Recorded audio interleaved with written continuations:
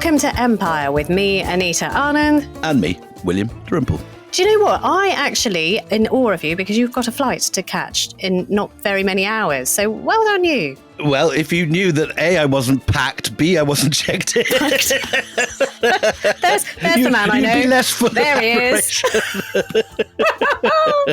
Yeah, I was half expecting you to sort of turn up with socks over your shoulder and piles of laundry all over the place. It's quite a panic. There was a croissant that was hidden and it was out of view, but anyway, that's now well eaten. I'm so glad you have. And the only reason that you'd be motivated to be dragged out of the chaos that is your packing is because we've got an absolute corker of a subject today to talk about. And now, just remind everyone, Willie, this comes off the back of our wonderful episodes with Orlando Figes on the Crimean War. And just tell us, just for those who may not have, and by the way, why haven't you listened to those podcasts just yet?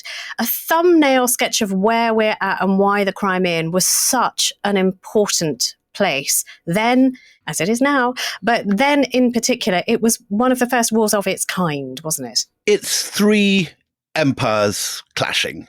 There is the Ottoman Empire, which we dealt with in our second series, which is under assault by the Russians, who are moving through Ottoman territory, not only in the Caucasus and in the north of the Black Sea, but also in the Crimea. At the same time, the British are worried that the Russians are becoming too powerful and are encroaching close to Afghanistan and their British Indian possessions, and already they've got Russophobia on the loose in London. And finally, we have the Russians themselves, who take obviously a rather different view of all this, and they think that their job is to look after the Orthodox Christians of the Middle East, who they believe, not unfairly, are under persecution by the Ottomans, that they are needing the protection of the new Rome, as the Tsar sees himself. He's the new Caesar looking after the Christians of the East. So these three powers, plus France, which is now trying to show it's still a power after the defeat of Napoleon, all converge on the Crimea. And so there's this clash of three different series. So we're going to have all our different subjects coming together. Exactly. Basically, all of our food groups here. And today, I'm particularly excited because we're talking about, well, a feminist issue, I think, about women who were right in the middle of all of this. One in particular, right on the front line of all of this, because we talked about just some of the scale of the carnage that took place during the Crimean War. Charge of the Light Brigade, we went through all of that. So you'll know this from schooling here in this country if you've been brought up in Britain. It was young men, or what do they say, lions led by donkeys, very much sort of a situation where young men in their prime were sent to the mincer. And here in the middle of this, two women, one who in her time became emblematic of heroism and female sacrifice and all of the things that Florence Nightingale has now come to represent. But Mary Seacole, latterly, a lot later, has drifted into our public consciousness.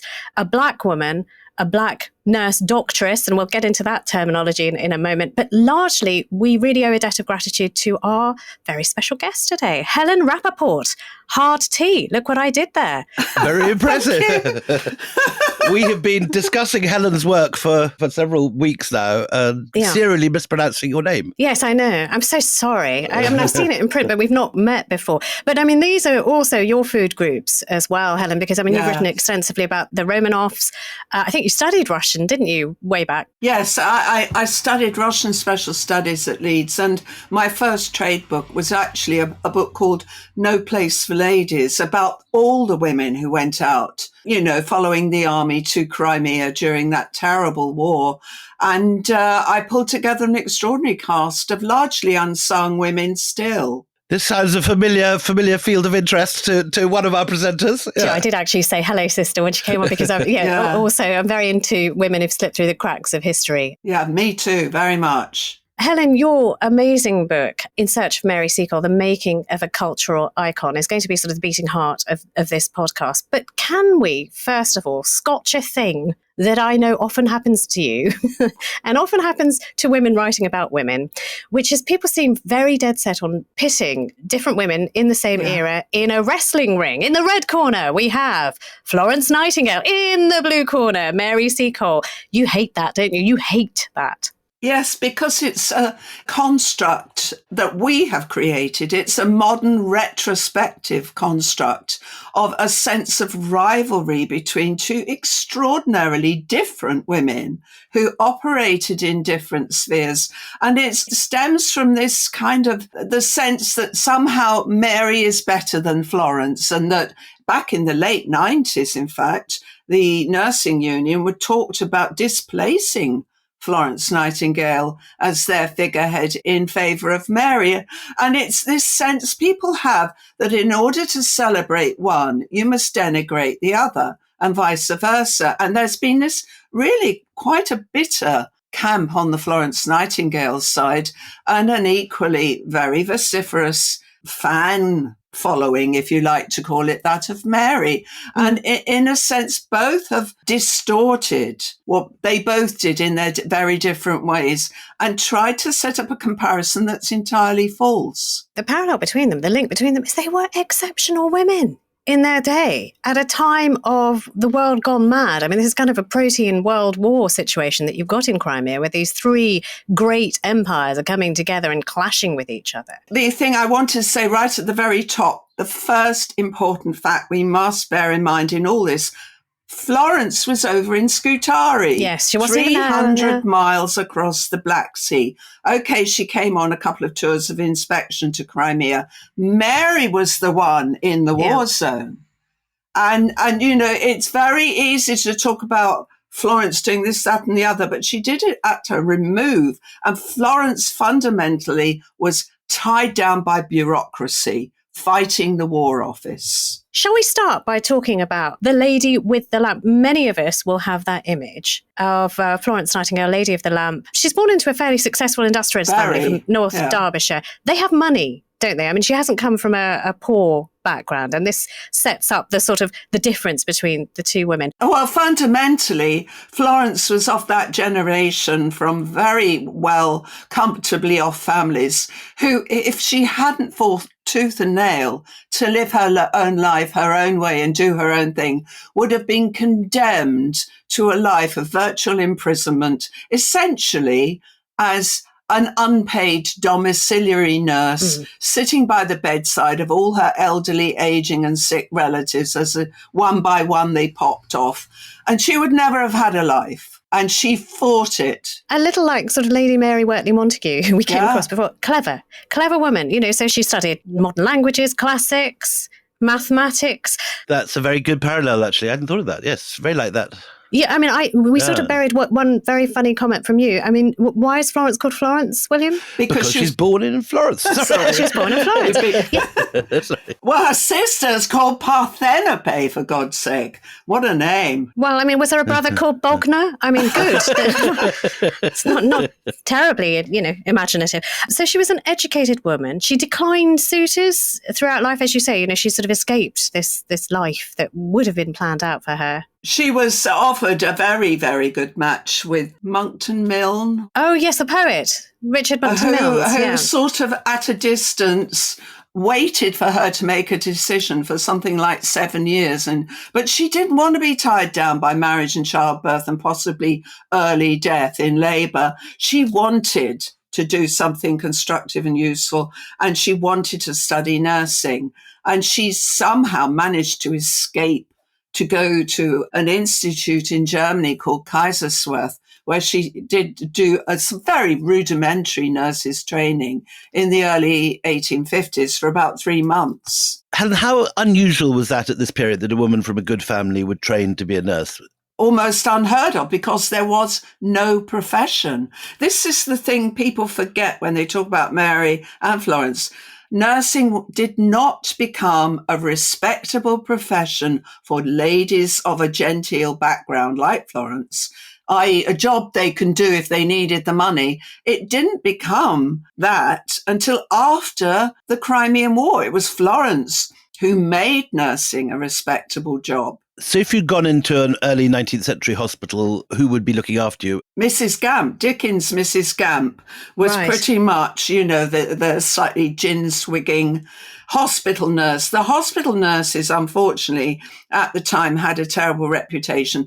They didn't really do any nursing. They were there to make the beds, do the washing, empty the pots under the beds, and just generally be dog's bodies. There weren't any women nurses except in religious orders. Well, I was just going to say, now, the religion is important in Florence's origin story too. Her Christianity informs a lot of what she does. When she got to Scutari, they invited genteel ladies to come over and read the Bible.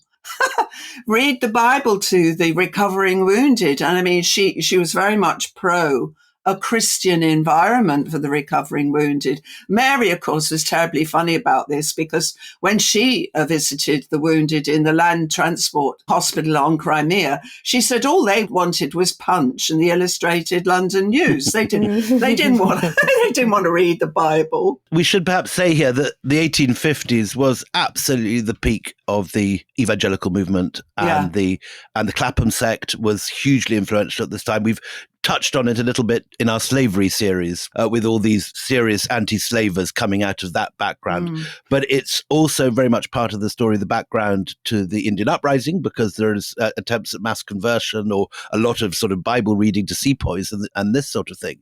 The same sort of impulse to read the Bible to your wounded soldier also leads a lot of colonels to start reading the Bible to their sepoys on parade. Right. And the famous remark by Tony Blair that we don't do religion in this country. In 1850s, they did religion very publicly the whole time. In fact, there was a problem with some of the nuns, the Catholic nuns, who went out to Florence's hospital. Some of the wounded complained they tried to convert them at the bedside. Well, that's also something we hear even in modern times. Tell me this, at what point, I mean, we've leapfrogged a very nice girl from a nice house, defying her parents and going into nursing. That is a big hop, skip and jump. You can be doing it in Harley Street. I believe she did do it in Harley Street for a while. She ran a hospital for genteel, impoverished ladies in Harley Street. But that is a big jump to get to the Crimean War. What happened in her life that made her think she could do something? Well, essentially, the Crimean War facilitated Florence's career. She might have had a quite different life, just running a genteel hospital like that for the rest of her active days. But when the Crimean War broke out, there was a huge public outcry. When journalists' reports came back, not yet from Russell, but from a man called Chenery, who'd been based out in Constantinople, I think, talking about the appalling neglect of the wounded, the lack of any proper medical care. And it was realized that they had to get some kind of nursing contingent organized to go out and help. And this was when Florence was approached, I think by Sidney Herbert at the War Office, and asked if she would be willing to recruit a team of nurses. In fact, a lot of women were very eager and was saying, how can we help? What can we do? We want to go out and help nurse the wounded. So Florence, because she had been running this institute for genteel, sick women in Harley Street, was asked if she would take that job on. Helen, give us a sketch of Florence Nightingale, aged 34 at this point in her life. What sort of woman is she? Very, very self-possessed, very determined, very unbelievably driven, very self-sacrificing in a way, and refusing in any way to compromise on what she saw was her mission in life. She wanted to see women given a purpose beyond being the angel in the house. She hated that epithet. She hated seeing women locked away at home. And this, for her, and in a strange way also for Mary, war was their métier. War gave them that opportunity to expand their horizons. Just for those who may not have an image in their head, there are very sort of now ubiquitous images of Florence Nightingale in the bonnet, the sort of the middle parting, dark hair, very intense, severe, dark eyes, severe looking, but also, I mean, I can say this because I'm a woman. An attractive woman in her prime. And she also has the stuff, which I know you bring out very well in your book, is that she knows what needs to be done. Yes. And so she does this thing that women don't do at the time, which is she said, if you want me to go out, I've got to be in charge. Talk us through that conversation, how that went down with top military brass. That presumably must have been very, again, unusual in this early period. This is long before the suffragettes started yet? This was way before, really. Barbara Bodichon and the Langham Place group got going in the 50s, didn't they? 50s and 60s. She was ahead of her time in terms of forging a career that women could do. And nursing was something that they had a natural instinct and capability for. But she wasn't interested in promoting herself. She liked being anonymous. That's why you don't see many photographs of her. She wasn't interested in fashion. Mary, of course, was the antithesis of that, because she was a great self-publicist. But sorry, I should have answered William. Florence, because she was so gifted, a very good mathematician, statistician, this, that, and the other, was born to be a good administrator. And that, in a way, meant she got locked into Scutari and wasn't really able to do any nursing because she was engaged in constant battles with the commissariat to get the supplies she needed and to run her hospital efficiently. Because before that, I mean, we've sort of touched on it, but to be wounded was almost to be dead. There would be people with untreated wounds. Gangrene was taking so many who could have been saved had there been some kind of sterile intervention. But important point, I think the French, though, are way ahead of the game at this point. They were much better. The French had a whole network of orders of Sisters of Mercy who were based all around Asia Minor, out at Pera, Constantinople, and various other places around the Black Sea. So the French took an absolute run ahead of the Brits when the war broke, because as soon as their troops landed in Crimea, they called on all these French nursing orders to come and help nurse their wounded. And these women, Sisters of Mercy of St. Vincent de Paul, were extremely accomplished nurses. The Brits were way behind in the game. Who did Florence recruit? Because she said, leave me in charge. I will recruit the people I want. Who did she search for and who did she bring? Well, it was a very, very mixed bag of women. As I said, there was no profession of nurses, so they couldn't hire, established nurses. They took a few of the hospital nurses, i.e. the sort of Mrs. Gamp dog's bodies. And Florence made a point of hiring older women who were not attractive and might not flirt with the wounded.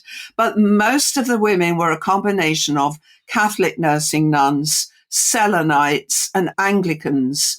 And they were a mishmash. And of course, throw these women all into the nurses' quarters at Scutari, and you got the makings of a glorious soap opera, because a lot of them didn't get on with each other. Some of them tried to get at the brandy store, and Florence had to lock it up. And it was, there were a lot of clashes. And she's a tougher. I mean, she's 34. I might say tough old bird. She's not a tough old bird. She's 34. But she's made of steel. Yeah. She was old for her years because she had been stuck at home with elderly parents and relatives, always nursing and being the dog's body. She was kind of older for her years, but she had to really lay down the rule with this very, very disparate group of nurses who clashed with each other as well as with her. Well, I mean, put any group of people, it turns into the Big Brother house very quickly. Well, that's it. Big Brother. Absolutely. Okay, so now, drumroll, Mary Seacole's origin story could not have been more different. Where you've got sort of Florence Nightingale living somewhere down the road from Lord Palmerston who intercedes on her behalf. She's got friends in high places. People already respect her. Mary is born with none of that. Tell us her story. Well, unfortunately, Mary was very careful never to reveal very much of her early life, because for the obvious consideration that she was born illegitimate of a mixed heritage relationship between a free woman of colour in Jamaica and a white Scottish soldier, probably an officer, but we can't know for sure. So when she later told her story, she cast an absolute smokescreen over her origins and the extended informal relationships that her mother had had with several men and all the half-siblings that I was able to research and find. So she had to keep the lid on her actual background in Jamaica. Where we start really learning anything about her early life is this extraordinary moment when, and it was absolutely unusual in Jamaica then, she married a white West India merchant called Edwin Seacole. Now, till then, she was Mary Grant.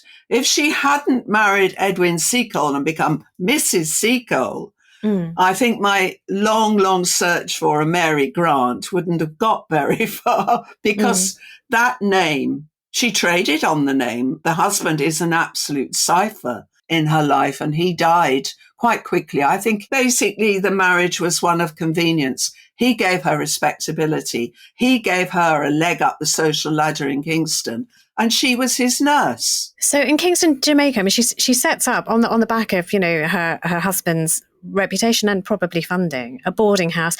And this is the really, really important thing. Her mother ran one as well. Yes. Right. Okay. So she's in the biz. But also what's really fascinating is that she practices traditional herbal medicine. And those women in Jamaica who did that were known as doctresses. Now that's quite an alien term to us these days. What was a doctress? What were they able to do? The doctress tradition is, I think, fairly unique to West Indies and especially Jamaica. It was born of what you would call the slave hospitals, which were known as hot houses. These were built like effective prisons, actually. They're pretty grim-looking places, those that haven't completely fallen down. These were built to take in the sick African slaves being brought in to Jamaica, who were dropping like flies from the very humid, disease-ridden climate. They come from the dry heat of Africa. And what they did is they put them in these hot houses and used local women of color and black women on the plantations to nurse them. And these women became known as doctresses. And what they did, of course, is they used the local pharmacopoeia. I mean, there were herbs and spices and plants and God knows what growing outside the door that they all knew how to use. And they had this incredibly rich and quite sophisticated range of treatments for everything under the sun. One thing in particular that many enslaved people suffered from was this terrible disease called yaws. Horrible, horrible disease. Tell us what happens when you have yaws. What is that? Oh, it's a horrible kind of fungal skin disease, very, very nasty. And Mary developed these doctressing skills, but many of the women like her learnt those skills from their mothers. So I suspect Mary's mother, Rebecca, had been a doctress, perhaps in a plantation hospital. Mary learnt the herbal and actually pharmaceutical skills almost from these skills from her mother at her mother Rebecca's boarding house in her childhood. I think this is something I learned from your book, but certainly it startled me enough. And I read your book quite a while ago. But in these hospitals, these slave hospitals where women were practicing their doctressing, this is often for slaves who were hurt doing the inexorable work that was presented to them, that they often, you know, died from exhaustion.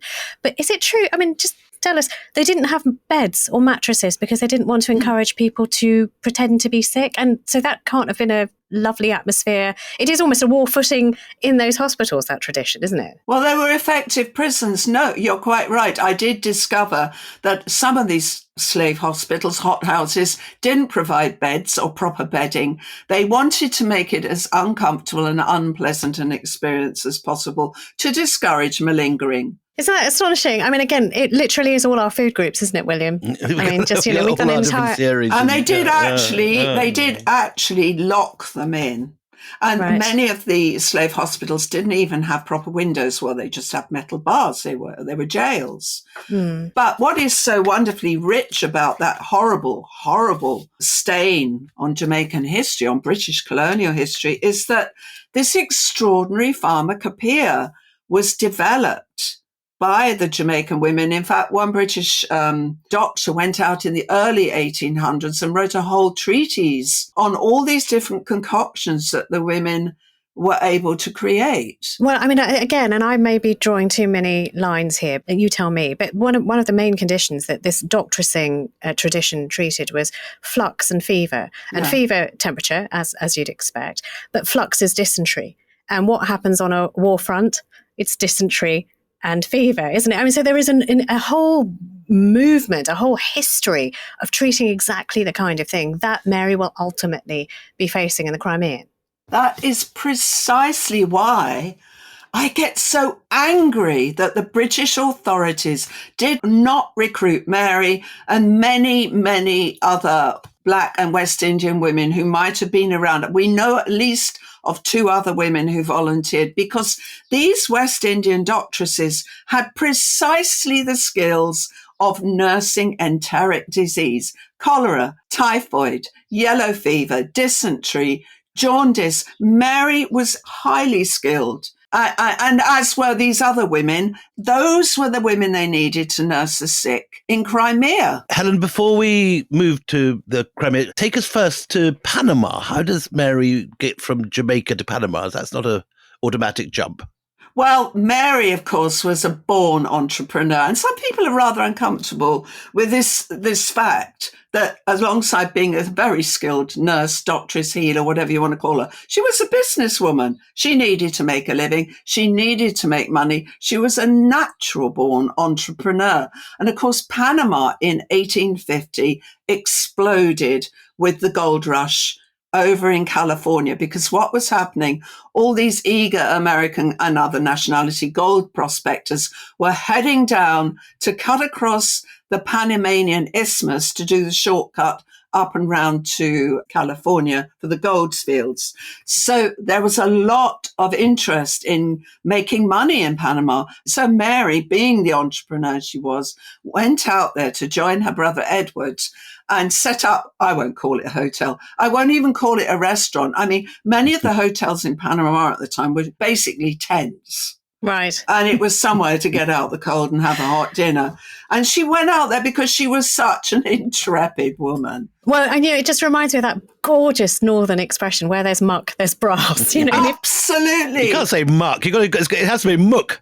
Well, there's muck, there's brass. That's Mary to a T. She was always game for any stab at making money and making business. So tell me this, because then some people, detractors of Mary, say that, there was a lot of muck in Crimea and there may have been a lot of brass, but she talked about her motivations. I mean, she was always very, she may have been foggy about her background and who, legitimacy and all of that kind of thing.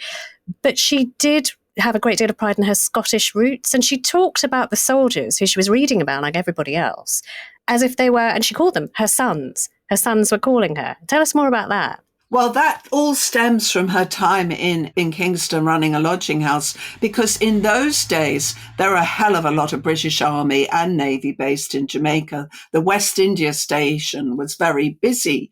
And what happened was the officer class, if they fell sick with yellow fever or cholera or one of the awful things that was felling them left, right and centre, they could afford to go and stay in these lodging houses run by women like Mary. They were effectively treated as convalescent hospitals.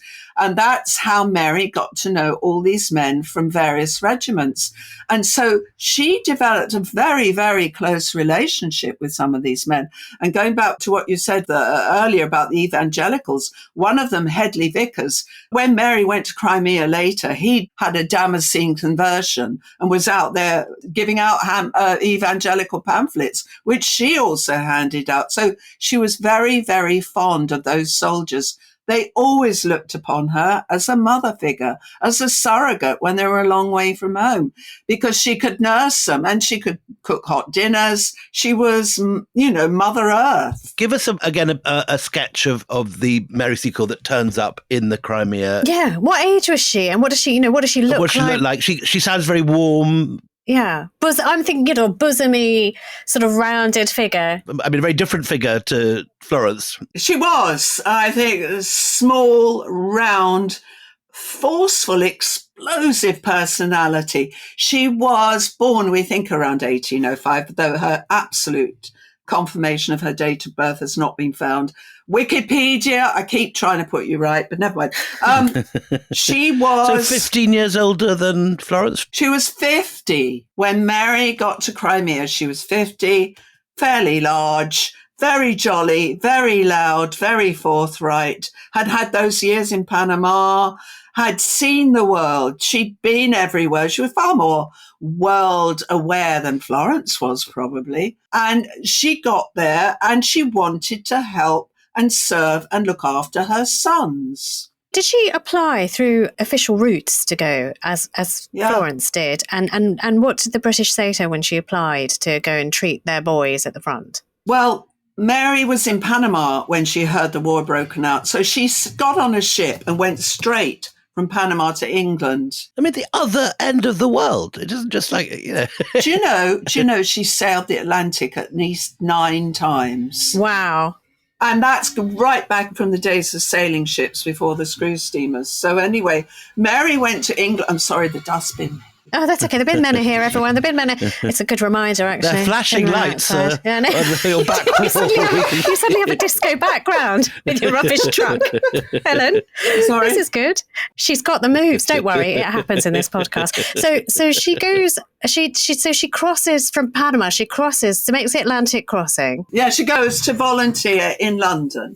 She goes to the recruiting office that in London and officer services. She goes to the quartermaster office. She goes to the war office. She traipses round all the official institutions or commissariat offices to do with the war and has the door pretty much slammed in her face. But she has letters of recommendation. I mean, She had all the skills, as I just said. Was it just because she was black? Is that why they turned her down? I think, obviously, it was colour. In fact, there was a horrible little scribble on one of the applications for one of the other West Indian women where they actually noted that she was too black and that she might frighten the patients. Luckily, Mary was the kind of go-getting, self-starting woman she was. She was a woman of business, so, okay, she wanted to go to Crimea to help the wounded and the sick.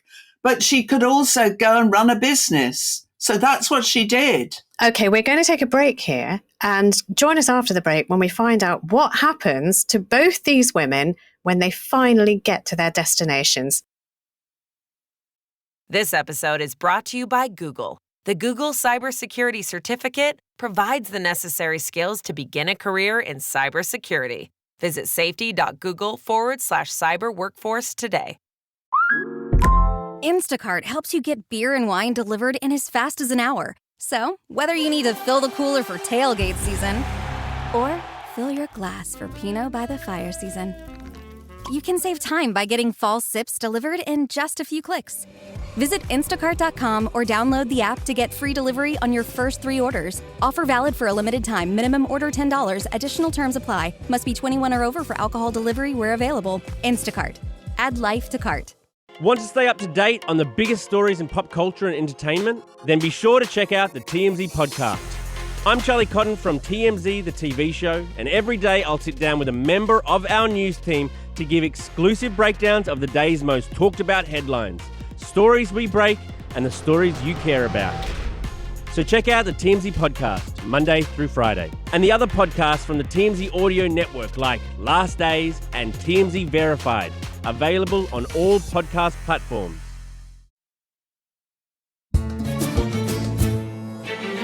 Well, welcome back. In the last half of this episode, we brought our 2 heroines, Florence Nightingale and Mary Seacole, to the Crimea, both remarkable, forceful women, but from utterly different backgrounds and with very different personalities. And we have brought them now to the war. Helen Rappaport, with a strong T, tell us what happened to with Florence. A strong T and rubbish trucks and dogs and the most eventful guest, I have to say, we've had in a very long time. So Florence is now in Scutari. Just tell us where Scutari is and what Florence faced in Scutari. Who's coming in to Scutari? Scutari was actually a huge, rambling, filthy, neglected Turkish barracks.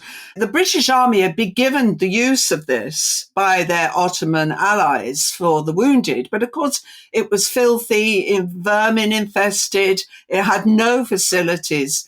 And Florence arrived really with a horrible, disgustingly disorganized blank page to fill and organize and put straight. And this is where her brilliant administrative skills kicked in. She was in there. She reminds me of our last episode. We had the wonderful Lady Sale, who's this sort of indomitable woman in Afghanistan. And Florence Nightingale is made of sort of similar stuff. I mean, Yes. she's solid steel, isn't she? She immediately drew up great long lists of all the, basins and brooms and equipment she needed to put the hospital right and make it a functioning place for the wounded that were being brought 300 miles across the Black Sea from Crimea. So she had an enormous task just getting the place relatively clean. Then they had to fill endless paliasses with straw. They had to create the beds and the wards and scrub those poor nurses who arrived in that first contingent, having spent 10 days at sea vomiting the whole way.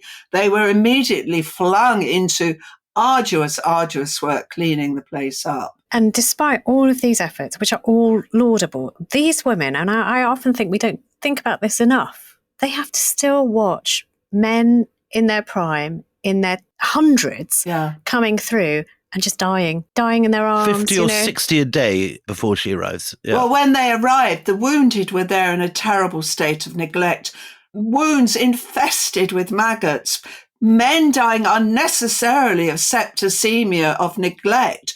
This is the dreadful thing about the Crimean War, and I'm sure Orlando said it, that there were so many thousands of soldiers who did not need to die. Orlando talked particularly of this guy, Nikolai Pirogov, who is at the same time is improving the Russian hospital. So everyone else has got better Everyone's hospitals. doing it better than us. Yeah. I did some work on the Russian nurses were astonishing. And I wrote about them in my book, No Place for Ladies. They were a sort of semi-religious order, not really.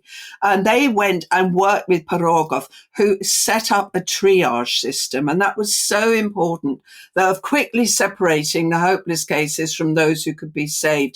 And the Russian nurses, Sisters of Mercy, worked with him in Sebastopol right through the siege, right under constant bombardment. They are absolute heroines. I wrote about them in my book, as I say, but there's not that much said about them. There were many other nurses. There were army wives in Crimea nursing in the field hospitals who never get accorded the recognition they deserve. Helen, I mean, you're painting a picture of Florence as an extraordinary woman, a real force of nature. But, forces of nature are often blunt instruments. And some of the nurses who were under her chafed under that kind of authority. I mean, tell us what did they think of Florence? They called her stern, implacable, and worst of all, anti-Catholic. There's some lovely stories, but the one in particular was there's one very bolshy nurse who hated the standard uniform. They made one bog standard uniform in sort of large with long or short skirts, and she hated these frilly caps they had to wear. She said, I came out here to nurse the wounded, not to wear this stupid hat. And, she really balked. And one or two of them, Florence never, messed about. If people became obstreperous, they got sacked. But the one problem above all others that Florence was ruthless in dealing with was drink. She had always believed that booze was scourge of the army. Alcoholism was a massive problem in the British Army. And this is a big evangelical thing too, isn't it? It ties in with her religious thing. Yeah, exactly. It tied in with that. And if she caught any of the nurses drinking or being drunk, they were immediately sent home. And this is where our two ladies differ quite fundamentally. Yeah, that's why she had a problem with Mary. So Mary quite likes a drink, but also realises the value of giving a drink to somebody who is in a great deal of pain and is pretty damn miserable and on their uppers. Well, Mary not exactly is known for her own personal drinking, but the one area in which Florence deeply, deeply disapproved of Mary Seacole was that she sold alcohol, and that there were stories coming out of her British hotel. Well, it wasn't a hotel. It was just simply known as Mrs. Seacole's. It was a canteen come officers club. There were stories coming out of a lot of drunkenness and late night. Where was it? Where was her not hotel? It was about 3 miles, I think, up from Balaclava at a place she named Spring Hill. Because it was near a freshwater spring. She had wanted to actually set up in a light cavalry camp even closer to the front lines, but British authorities would not allow her. She's an extraordinary woman. How does she get there from Panama? What? It's just... I mean, actually, sort of on the one hand, yes, you need a field hospital in the field. It just seems like that's sensible. But on the other, what kind of woman says, I want to be where hundreds and thousands of men are dying every day? Yeah, it's like going now to someone setting up a boutique hotel in Bakhmut or Kherson.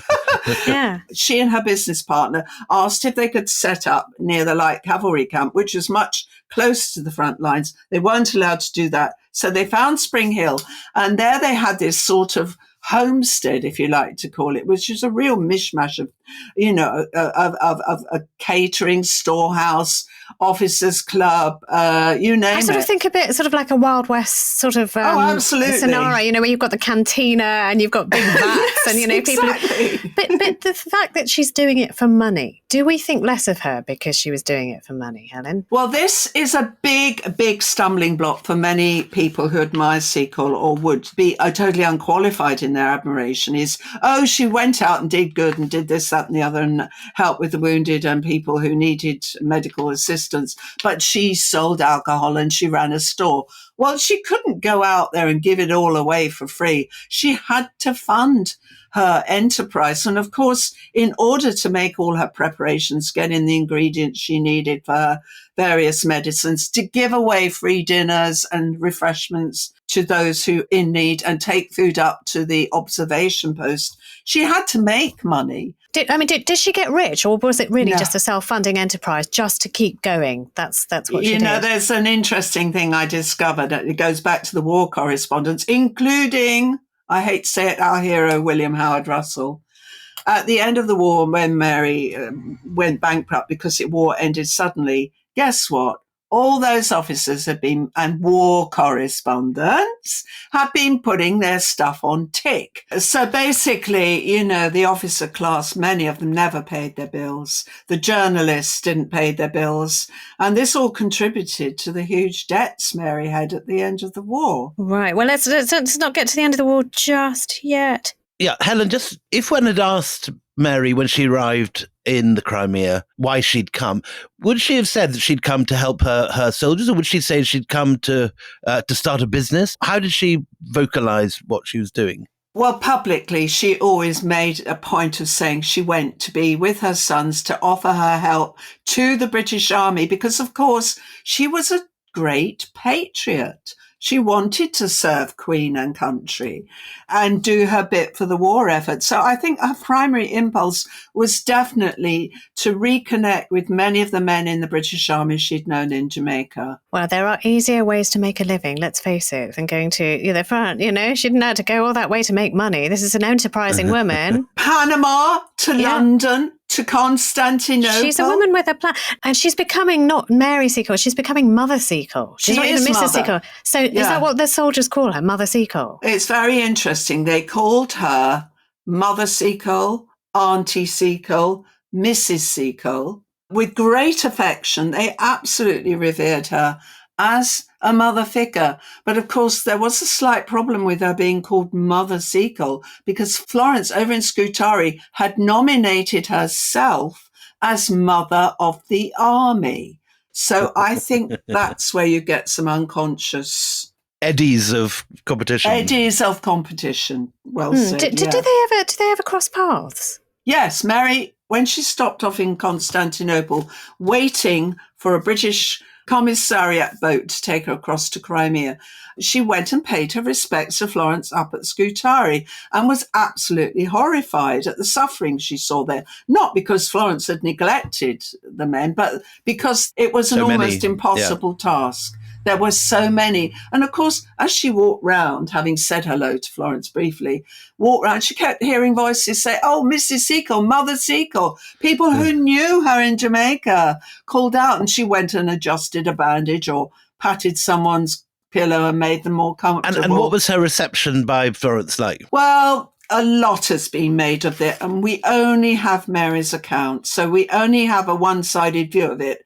You get a sense that Florence held her at arm's length. She was slightly frosty, but she was very busy. But in a sense, again, in that period, that's not entirely surprising. No, a grand white woman, formerly employed by the government, and the other is a businesswoman from West Indian background heading to the Crimea. You wouldn't expect them to fall into each other's arms, however much we might want that now.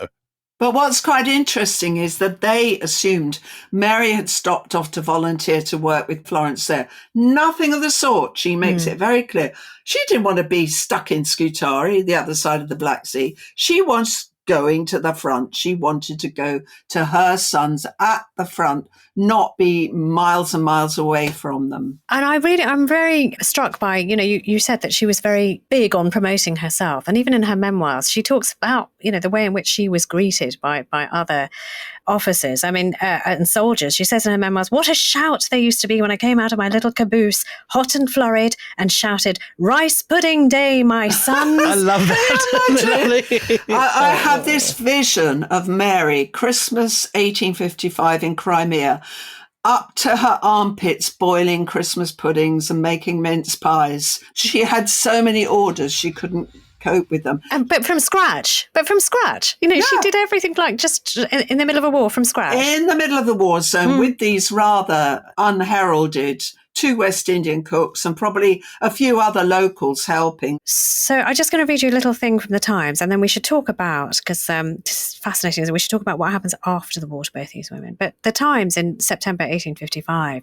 I'll just quote it, "In the hour of their illness, men of the Army Works Corps had found a kind, successful physician in Mary Seacole, who cured all manner of men with extraordinary success." Goodness. So, she's making a difference. She's not just making people happy as Mother Seacole, as some kind of, Bob Hope figure on the front line. She's actually curing people as well. Let's now move. So the war finally grinds to a painful end. Tell us what happens to both these women who really have defined who they are during, the fire of conflict here in Crimea. Well, what I think is kind of really sums it up in a nutshell is what they both go back. They're evacuated, go back to England in the late summer of 1856. Florence Nightingale locks herself away in Harley Street and refuses all and any publicity. Mary courts it. Mary's out there saying, "I am a Crimean War heroine." She's loving it. Talk about 15 minutes of fame. She had more than 15 minutes worth, and she reveled in it because she was absolutely categorical. She'd earned it. Is she covered by the press? Who's writing about her? Oh, God, yes. By the time, this is the amazing thing. This is a Black woman from Jamaica in the mid-1850s. Comes back to Britain as a national heroine. Not only that, I have absolutely no doubt in my mind from all the research I've done, she was the most famous Black woman in the entire British Empire. There wasn't anyone like her. No, and adored, because, Yes. she comes out, you mentioned that she, Thomas Day, the Chancellor, they go bankrupt during this Crimean experience because of all these officers and journalists who never pay anything. But the British public do rally round and kind of bail her out, don't they? When Florence is locked away in her room, Helen, she's haunted by numbers, isn't she? Yeah. Statistics, again, she's going over because, her, in a way, hers was the most joyless, appalling existence during the war because she just saw men die by and large, didn't she? And it's even worse when she goes back because she, first of all, has pretty much a nervous breakdown. She's pretty ill anyway herself. She'd been ill out there. And she starts analysing, because she was a brilliant statistician. Is it what we'd call post-traumatic stress? Absolutely. She starts analysing the statistics of deaths and wounds and stuff of her hospital. And she comes to the appalling admission to herself that in many ways her hospital did not do as much good as it should have done because of the rate of infection, because there had been a problem with what they called miasmas in the air. And that for all her scrubbing... It was built on a cesspool, wasn't it? Yeah, all her scrubbing and cleaning and regimentation and dictatorial control of the nurses, she had done everything she could, and yet the men kept on dying because of infection, because of septicemia and all the other things that were insidiously spreading around her hospital. Mary, of course, in Crimea was much more effective because the people she helped were out in the open air, and they went to her as soon as they needed help and didn't have to sit on the quayside waiting for a ship to Crimea. The public, you've said the public adulation for Mother Seacole was palpable. Florence Nightingale too. And what about, sort of royalty? What about recognition from, the people who really matter, Queen Victoria and so on? Oh, well, this is another kind of pet subject of mine. The minute Florence Nightingale came back, she actually went up to Scotland to visit a friend who lived near Balmoral. The minute Queen Victoria, who was up there with Albert, heard that Florence, her heroine, was in the area, she demanded an audience with her and interrogated her about her experiences, obviously, in the war. Queen Victoria did this with everyone coming back from the war. She demanded they come to tea and tell her everything. Now, this is where I think Florence scotched it for Mrs. Seacole being invited to tea, because the Queen had invited black people to tea before, and she never did with Mary Seacole. And I cannot believe it, because she must have been gagging with curiosity to meet Mary Seacole. She was a national heroine. Her own relatives, Count Gleichen, Prince Edward of Saxe-Weimar, and Duke of Cambridge, a top brass in the army, had all known Mary in Crimea, knew of her good works, and yet she didn't ask her to tea. I think it's because Florence put the kibosh. I really do. Do you have any evidence for that? Is there anything? No, my instinct. Because, and it goes back to what I said earlier, Florence disapproved of Mary for three things. She thought she was a quack. And she said that privately to her sister Parthenope, that when she was ill in Crimea on the visit, if Mary came to help, she'd only quack me. She deeply, deeply disapproved of Mary selling alcohol. And that was anathema too. I'm sure she would have told the Queen about that. The other thing is that she, of very, very few people, knew that Mary had an illegitimate daughter by a white British officer. Now, those three things would be enough to put good old Queen Vic, respectable Queen Vic, off asking a nice, jolly black woman to tea, wouldn't they? Well, listen, it has been an absolute pleasure and a privilege to talk to you today. Thank you so very much. And, yes, and congratulations also, on your work and research, which is... No, I mean, this is painstaking work. Putting women back into the place where they are known is no small task. So thank you so much for doing that, and also for telling us all about it. Helen Rappaport, very, very, very well done. Thank you. Well done. A woman after Anita's own heart. I know, can you tell? I'm just very excitable today. Anyway, that is all from us. Join us again for another episode of Empire. Till then, it's goodbye from me, Anita Arnon. Goodbye from me, William Davenport.